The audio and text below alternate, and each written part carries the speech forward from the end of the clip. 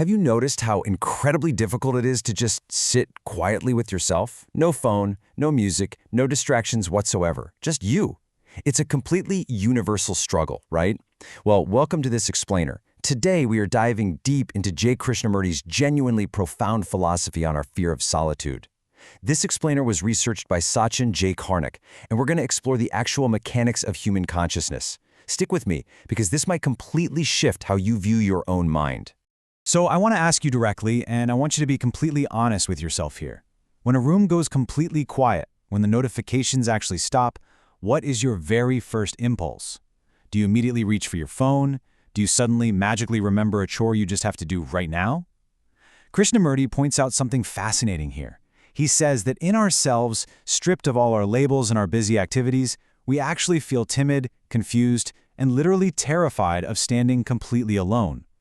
We are deeply afraid of being, well, nothing. We interpret this quiet emptiness as a kind of psychological annihilation, and the exact moment that sensation hits, our mind just urgently scrambles for a way out. To really get this, we have to look at Krishnamurti's radical distinction between two states that we almost always confuse: loneliness and true aloneness. Loneliness is essentially a state of psychological lack. It's that painful, aching feeling of isolation where you feel incomplete and totally dependent on something outside yourself just to feel whole. Loneliness is always seeking an escape. True aloneness, on the other hand, isn't about physical isolation. It's not about locking yourself in a dark room. It is a state of inward completeness and real spaciousness.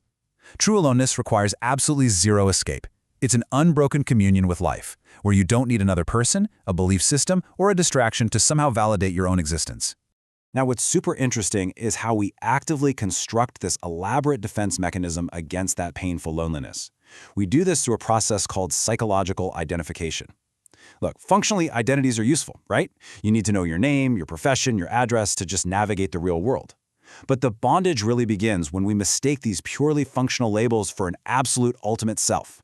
We take a label like, I'm an engineer, I'm a parent, or I'm a Christian, and we wear it like this incredibly heavy suit of armor. We use this rigid identity to completely cover up our vulnerability and our sheer terror of that inward emptiness we were just talking about. We cling to these labels for dear life, because without them, we'd actually be forced to face the void. And when the labels aren't quite enough to protect us, we turn to action. Just think about our endless psychological escapes. Some are super obvious, like doom scrolling through social media until our thumbs literally go numb, or binge-watching shows just to fill up the silence. But others are actually highly respected by society. We escape through relentless work and climbing the professional ladder. We escape through relationships, basically using another person as a psychological anchor so we don't feel adrift. We even escape through religious institutions, nationalism, and ironically, even the intense pursuit of spiritual attainment. The real tragedy here is that the more we try to escape our loneliness through all these methods, the more frightening that solitude actually becomes. Running away just confirms to our brain that the fear is way too terrible to face. And this brilliantly illustrates just how deep the deception really goes. Krishnamurti completely dismantles the idea that there's any real difference between selfish, personal ambition and so-called noble or impersonal ambition. Personal ambition is obvious, you want wealth or status for yourself. But impersonal ambition, that's when you merge your fragile me into a giant collective ours, like a nation, a cause, or a religious dogma. You tell yourself, I'm doing this for the greater good. But listen to this, the psychological root for both is the exact same fear of inward emptiness and being nothing. Actually, impersonal ambition can be far more dangerous. While personal ambition might just lead to individual rivalry, cloaking your ego in a noble cause allows you to justify cruelty, exclusion, and collective aggression, all while feeling totally 100% righteous about it. Let's move on and see how this builds right into the very way we think. The word is not the fact. This is an absolute cornerstone of Krishnamurti's philosophy. Imagine a moment of quietness finally appears in your life. You might feel a sudden tight contraction in your chest, just a neutral bodily sensation. But what happens? Your mind instantly slaps a verbal label on it. You say, oh, this is loneliness. And the very second you name it, you are no longer experiencing the direct fact of the present moment. Instead, that single word yanks you away into a whole history of past hurts, childhood fears, and social shame that you've associated with the concept of loneliness. Let's actually break down the sequential mechanics of this trap, step by step. Step 1, an unfamiliar, maybe slightly uncomfortable inward sensation pops up when things get quiet. Step 2, thought immediately rushes in and slaps that label on it, loneliness or emptiness. Step 3, that label acts like a tripwire, activating a massive cascade of past memories, judgments, shame, and deep, deep fear. Suddenly, it becomes this whole story about how you've always been alone and you always will be. And finally, step 4, completely overwhelmed by this manufactured psychological prison, the mind urgently seeks a distraction. You grab your phone, you turn on the TV, boom, you've successfully escaped the present moment, driven entirely by the trap of memory. Okay, let's dive into this incredible quote from Krishnamurti. To be alone, you must die to the past. Think about what that actually means for a second. We are almost never truly alone, mainly because our minds are completely crowded. We're stuffed full of all the memories, the intense conditioning, and the constant mutterings of yesterday. To achieve that beautiful state of true aloneness we talked about earlier, you literally have to experience the present moment without dragging the massive, heavy burden of your psychological accumulation into it. You have to meet the moment completely fresh, without the filter of every single thing that has ever happened to you. This brings us to a concept that sounds almost like a paradox, observation without the observer, but it's absolutely central to breaking free here.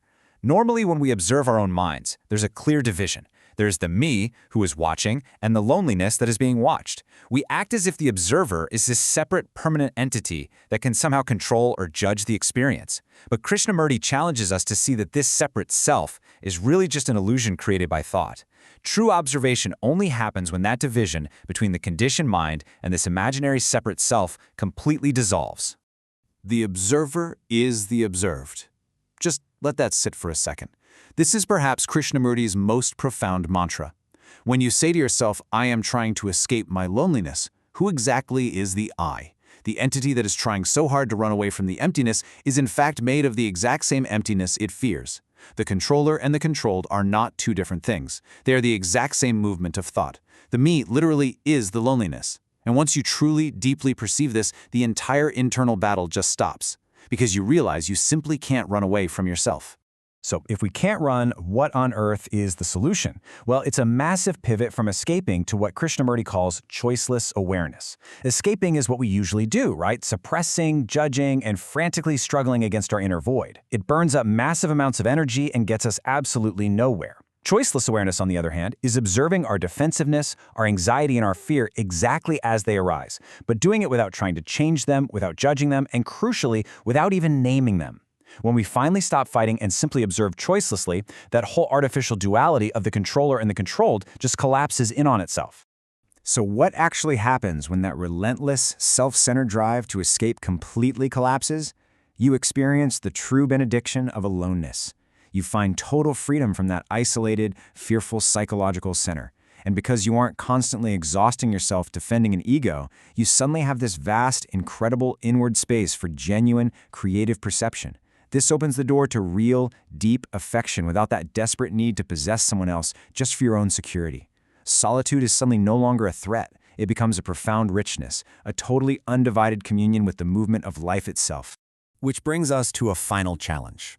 We've explored the mechanics of identity, the sneaky traps of memory, and the illusion of the observer. But as we know, theory is pretty much useless without direct experience. So I'm going to leave you with this. The very next time that quietness settles in and that super familiar urge to reach for a distraction arises, can you stop? Can you just sit with your loneliness today exactly as it is without naming it? Can you just observe the fear without trying to escape it? Give it a try. You might just discover that what you've been running from your entire life isn't a monster at all, but the actual gateway to true freedom.